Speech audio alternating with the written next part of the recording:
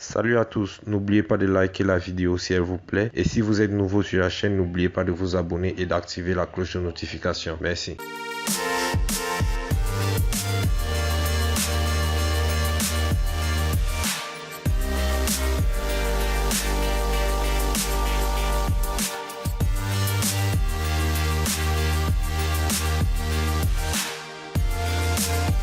L'union est sujette à des difficultés et des discordes, mais le plus important est de savoir les gérer pour les concret et les empêcher de mettre en péril le bonheur du couple. Certes, des épreuves et des tribulations peuvent déstabiliser l'harmonie entre les partenaires et ces derniers penseront que le mariage n'est pas à la hauteur de leurs espérances, voire qu'il est insupportable au quotidien. Mais sachez qu'il n'existe pas de formule rapide et secrète pour réussir son mariage, mais bien un travail laborieux de dévotion et de concession. Le succès dans le mariage repose sur deux choses: trouver la bonne personne et être la bonne personne. Lorsque deux individus tombent amoureux et décident de passer le reste de leur vie ensemble, ils pensent que les beaux jours vont durer d'une façon indéterminée. Mais dans une culture croissante d'échec conjugal, il est difficile de résister aux problèmes et défis que la vie maritale impose dans la plupart des cas.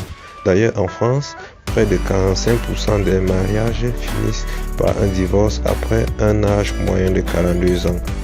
Pour les hommes, de 44 ans, pour les femmes et le plus souvent par consentement mutuel. Autant dire, les mariages aujourd'hui peuvent être assimilé à tout sauf un franc succès. Le plus dur est de dépasser la zone dangereuse du mariage et survivre à certains obstacles et barrières pour les transcender et les surmonter. Aussi, si vous finissez la ligne rouge de ces phases, soyez sûr que votre bonheur durera aussi longtemps que vous le désirez. Comme phase, nous avons en numéro 1, critiquer l'autre.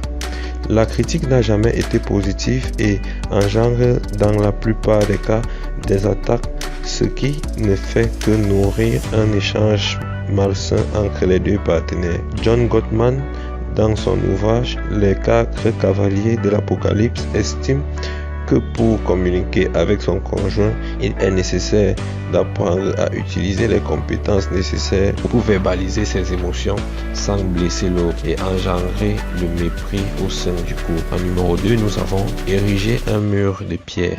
Souvent, dans l'intention de se protéger ou d'éviter la confrontation, chacun des partenaires pourrait plonger dans un mutisme total ou encore construire un mur de pierre. Les hommes sont plus sujets à ce comportement qui leur est caractéristique. Et comme il est précisé dans le livre John Gray, les hommes viennent de Mars et les femmes viennent de Vénus. Un homme n'a pas la même conception de l'amour, ni le même comportement ou la façon de s'exprimer que la femme. Un homme peut taire ses sentiments et les refouler tandis que la femme a tendance à les extérioriser en privilégiant les échanges et la communication. Un effort mutuel et de rigueur se caractérisant par une discussion au moment opportun lorsque le calme aura gagné les esprits des deux partenaires. En numéro 3, nous avons l'attirance envers d'autres personnes. Être attiré par une autre personne que son conjoint est une expérience qui pourrait éventuellement être vécue par les deux partenaires. Dans un couple, dans une enquête établie sur 160 femmes, la majorité a avoué avoir ressenti du béguin pour une autre personne sans que cela n'impacte leur relation avec leur conjoint. Le plus important est de ne pas laisser les émotions prendre le dessus et se laisser emporter par la tentation. En quatrième, nous avons mépriser son conjoint. Le mépris provient d'un sentiment de supériorité morale dans lequel le sarcasme ou le cynisme trouve une place prépondérante. Il peut être sournois, ravageur et destructeur du couple et du mariage. L'éviter est le meilleur moyen de maintenir une relation dans la pérennité.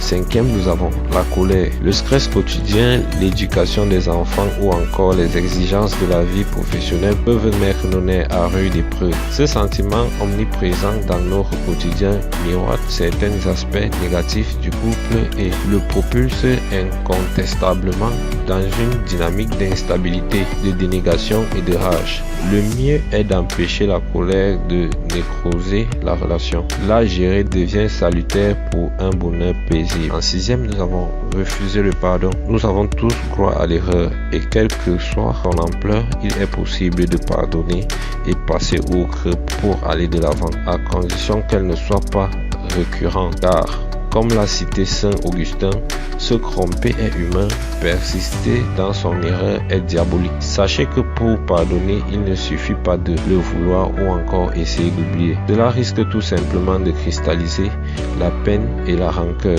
Le mieux est d'exprimer son ressenti, de se mettre à la place de l'autre pour comprendre son point de vue. À ce moment, on se décharge des émotions négatives et il serait alors possible de tourner la page.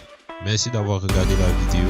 N'hésitez pas à mettre un pouce bleu si elle vous a plu et à vous abonner à la chaîne si ce n'est pas encore